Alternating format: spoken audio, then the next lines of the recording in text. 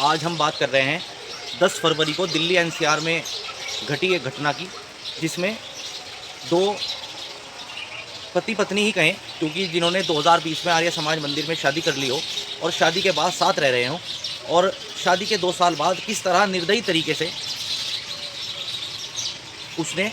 आरोपी ने अपनी पत्नी की, अपनी लिव इन पार्टनरशिप में रह रही लड़की की हत्या कर दी, और हत्या के मात्र आधा या कुछ ही समय बाद दूसरी शादी भी कर ली। ये लोग ये घटना दिल्ली एनसीआर क्षेत्र की है, जहां पर साहिल गहलोत और निक्की यादव की काफ़ी पुरानी दोस्ती थी। ये दोस्ती कब प्यार में बदल गई कुछ पता नहीं चला। इसीलिए अपने प्यार को आगे बढ़ाने के लिए उन्होंने 2020 में आर्य समाज मंदिर में शादी कर ली। लेकिन इस शादी में लड़के के जो परिजन थे वे नाखुश थे, और वे लड़की को रास्ते से हटाने के लिए, ठिकाने लगाने के लिए तरह तरह के प्लान करने लगे।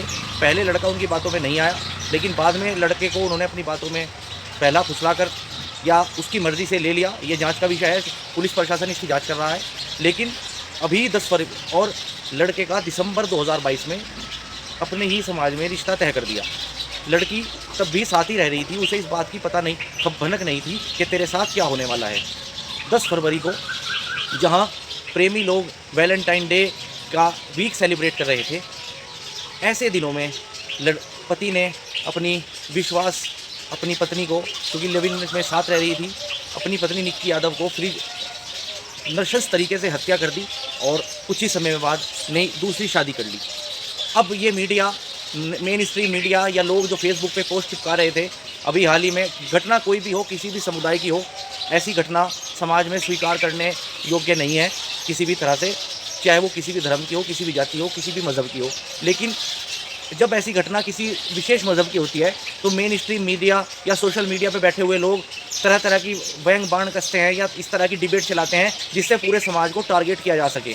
लेकिन इस खबर में कहीं कोई मीडिया पे, सोशल मीडिया पे कोई चर्चा नहीं है किस तरह से एक विश्वास का जो कत्ल हुआ है, किस तरह से एक लड़की की हत्या कर दी गई, उसमें सब खामोश हैं, सिर्फ पुलिस काम कर रही है। लेकिन अगर ये घटना मेन 2 समुदाय की होती या अलग अलग धर्म की होती तो इसमें पूरे देश में बवाल आ जाता।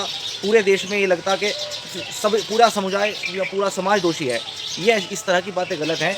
जो दोषी होता है वो किसी समाज से, किसी जाति धर्म से कोई ताल्लुक़ नहीं रखता। और मेरा मेन स्ट्रीम मीडिया से और सोशल मीडिया से ये कहना है कि आप जिस तरह से हर तरह की खबरों को आप उठाया करें, किसी एक धर्म जाति को टारगेट करके कोई भी खबर उठाना या किसी के समुदाय को ठेस पहुंचाना हमारा मकसद नहीं है, वो आपका भी मकसद ना होना चाहिए। अगर किसी जाति समुदाय में होता है कोई ऐसी बात, तो आप जो है उस बात को बढ़ा चढ़ा के पेश करते हैं, लेकिन इस तरह की खबर को मीडिया में, मेन मीडिया में दबा दिया जाता है। तो इस तरह का जो डबल स्टैंडर्ड है, ये डबल स्टैंडर्ड जो है वो ठीक नहीं है। तो मेरा सभी से निवेदन है कि हम सब इस बात के लिए आवाज़ उठाएं और ख़बर को सब जगह फैलाएं कि जिससे निक्की यादव को इंसाफ मिल सके, और साहिल गहलोत या उसके साथ जो और लोग जुड़े हुए थे, जो उसके परिजन थे जिन्होंने नृशंस तरीके से निक्की यादव की हत्या की, उन लोगों को कड़ी से कड़ी सज़ा हो सके, फांसी हो सके।